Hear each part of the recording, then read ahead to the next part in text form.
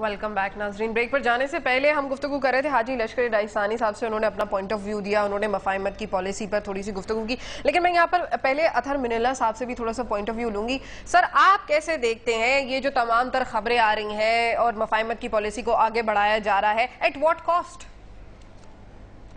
देखिए जी, मैं तो बहैसियत एक पाकिस्तानी शहरी मैं तो बहुत सख्त मुझे खौफ भी है, और खौफ इस चीज़ का है कि हम वो बदबख्त कौम है जो एक दफ़ा अपना मुल्क तोड़वा चुके, बिल्कुल अभी फिर मुल्क तोड़ने की बातें हो रही हैं और अपनी गलतियों से सीखते भी नहीं। पेश करता हूँ लश्करी रईसानी साहब जैसे लोगों पे जिनका ज़मीर है और जो बोल रहे हैं और अपनी ही हुकूमत के खिलाफ बोल रहे हैं, और बलूचिस्तान का जो हाल है और जो 64 सालों से हमने इस मुल्क के साथ किया है, तो इस वक्त मैं समझता हूँ ये हमारा इम्तिहान है, और इम्तिहान इतना बड़ा है, ये मुफाहमत तो नहीं है।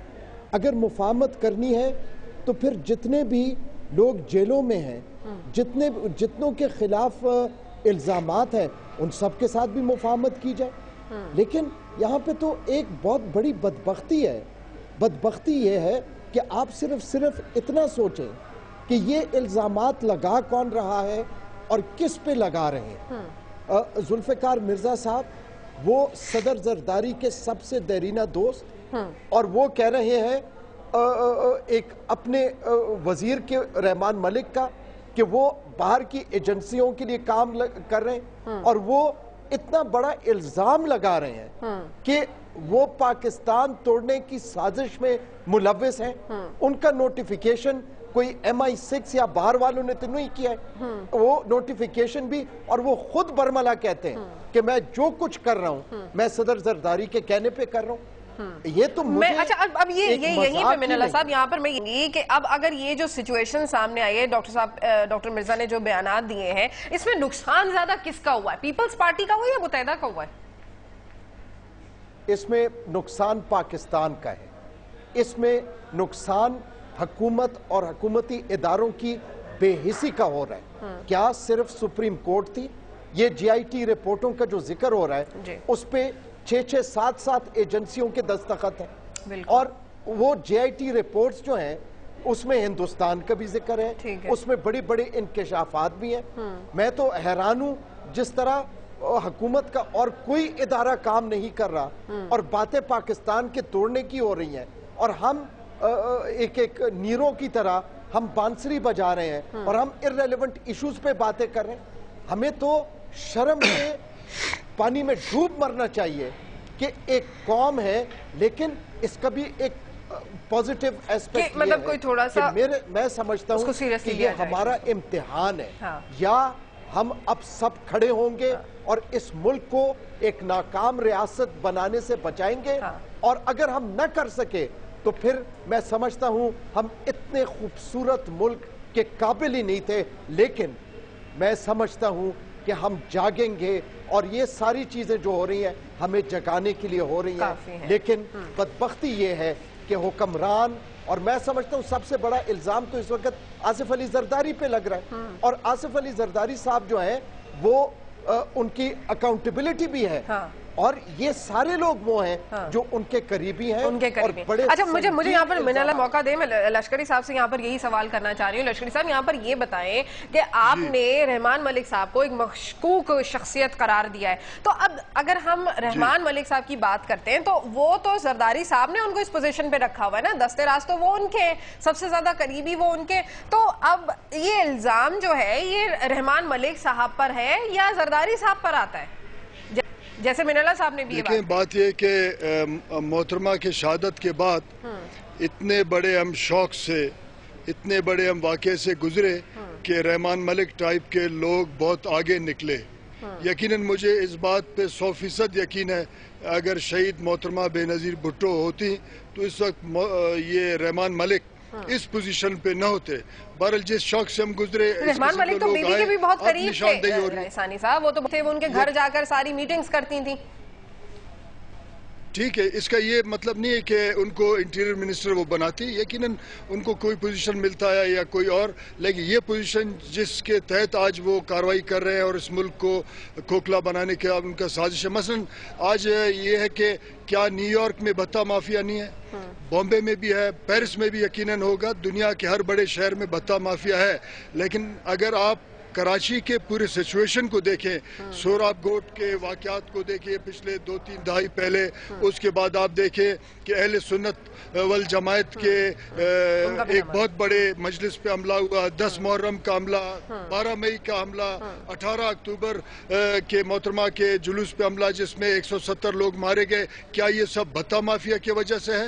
کیا ہم بھتہ ان کو نہیں دے رہے تھے؟ ان کو دیکھیں، رحمان ملک کا مشکوک ہونے کا سب سے بڑا یہ ثبوت یہ ہے کہ وہ حقیقی دہشت گردوں کو نشاندہی کرنے کے بجائے کبھی لیاری کے پورم لوگوں کے خلاف آپریشن کا بات کر رہے ہیں، کبھی بھتہ مافیا، اور جہاں اجمل پہاڑی یا اسی قسم کے اور بھی لوگ ہیں ان کو بچانے کا کوشش کیا جا رہا ہے. صاحب آپ ہی جماعت کے یا ایک ہی زبان بولنے والوں کو آپ اور ڈاکٹر صاحب ٹارگٹ کر رہے ہیں، تنقید کا نشانہ بنا رہے ہیں، تو آپ کو نہیں لگتا کہ اردو بولنے والے نہیں مرے یا پنجابی نہیں مرے یا پختون نہیں مرے تو ان کا خون کسی کے ان کا کوئی حساب نہیں ہوگا؟ آپ صرف بلوچوں کو کیوں ٹارگٹ کر رہے ہیں؟ دیکھیں، ہم ایک خاص ایتھنک گروپ کا بات کر رہے ہیں جن کا بنیاد اس پہ رکھا گیا کہ وہ لوگوں کے ساتھ تشدد کے بنیاد پہ ایک پولیٹیکل نو گو ایریا بنائے. کیا عمران خان کو پچھلے حکومت میں کس نے روکا؟ بھتہ مافیا نے روکا. اب اردو بولنے والے کیا پاکستان پیپلز پارٹی کے اندر نہیں ہیں؟ ہمارے پارٹی کے اندر بھی اردو بولنے والے عہدیدار ہیں، سینٹ کے اندر بیٹھے. کسی ایک خاص لسانی گروپ سے میں نفرت کا بات نہیں کر رہا ہوں. ایک خاص گروپ نے جس نے پاکستان کے معیشت کو یرغمال بنایا، اس کے حوالے سے ہم بات کر رہے ہیں. جو ٹارگٹ کلنگ کر رہے ہیں، جو بیرون ملک ٹریننگ کر کے آ رہے ہیں، ان کو چھپانے کا کوشش کر رہے ہیں رحمان ملک. اس لیے ہم کہہ رہے ہیں کہ وہ ایک مشکوک شخص ہے، وہ خاص ایجنڈا کے تحت کام کر رہا ہے. اچھا رئیسانی صاحب، بریک پر جانے سے پہلے بھی یہی بات ہوئی تھی کہ آپ کے اپنے بھائی بھی تو وزیر اعلیٰ ہیں اور آپ نے بھی کافی دفعہ آپ بھی سینٹ میں موجود ہیں، تو آپ تو خود بھی وزراء کی کارکردگی سے مطمئن نہیں ہے. ڈاکٹر صاحب نے کچھ ایشوز اٹھائے، کچھ آواز اٹھائی تو انہوں نے ریزائن کر دیا، تو آپ ریزائن کریں گے؟ دیکھیں، بات یہ ہے کہ میرے بھائی بھی منتخب نمائندے ہیں اور میں بھی منتخب نمائندہ ہوں. انہوں نے اپنے حلقہ انتخاب کو جواب دینا ہے، میں نے اپنے سیاسی ساتھیوں کو میں جواب دے ہوں. یہ دو علیحدہ علیحدہ چیزیں، کوئی رشتہ داری نہیں ہے کہ ہم زمینیں بانٹ کے کھائیں. بات یہ اگر میں بار بار احتجاج نوٹ نہ کراتا اور میں نے اپنے پارٹی عہدے سے اور سینٹ سے عہدے سے میں نے استعفیٰ نہ دیا ہوتا تو اس کا مطلب یہ ہے کہ میں ان تمام چیزوں سے مطمئن ہوں. جس شخص نے پہلا افراتفری صوبے میں جو ہے اپنے ایک کرپٹ وزارت حاصل کرنے کے لیے کوشش کی، وہ بھی ہمارے پارٹی کا. اس لیے تو میں اپنا احتجاج بار بار وہ آپ احتجاج تو میں آپ کا مان لیتی ہوں، آپ کو یہ ہم بینیفٹ دے دیتے ہیں کہ ٹھیک ہے آپ نے احتجاج کیا، بہت اچھا کیا. ظاہری بات ہے آواز اٹھانا، بولنا بہت ضروری ہوتا ہے. لیکن اب آپ مجھے چلیں تھوڑا سا سیناریو دیکھتے ہیں کہ بلوچستان کا صوبہ سب سے غریب صوبہ ہے، اتنے سارے وزراء ہیں، مطلب پوری کیبنٹ کے اندر سارے ہی وزیر ہیں سوائے ایک کے. تو اب یہ چیزیں بھی جو ہیں تو کیا اس کی ضرورت تھی؟ آپ لوگ اس کو ہی کنٹرول کر لیتے؟ یقیناً اس کی ضرورت نہیں تھی، اور میں شروع سے ہی میں نے کہا کہ تمام پولیٹیکل پارٹیز ایک خاص تعداد کی وزارت لیں تاکہ ہم اتنا بڑا بوجھ نہ بنائیں. مگر ہمارا بدبخت ملک پچھلے کئی دہائیوں سے کرپٹ پولیٹیکل پریکٹس کا شکار ہے. یہاں ہر شخص وزیر تو آپ کیا کر سکتے ہیں؟ آپ کے تو اپنے بھائی بھی وزیر ہیں، آپ کیا کر سکتے ہیں؟ مطلب آپ کے پاس تو سب سے بڑا پلیٹ فارم بلوچستان میں موجود ہے، تو آپ بھی جب کچھ نہیں کر سکتے تو پھر مطلب کرٹیسائز کرنا بنتا ہے؟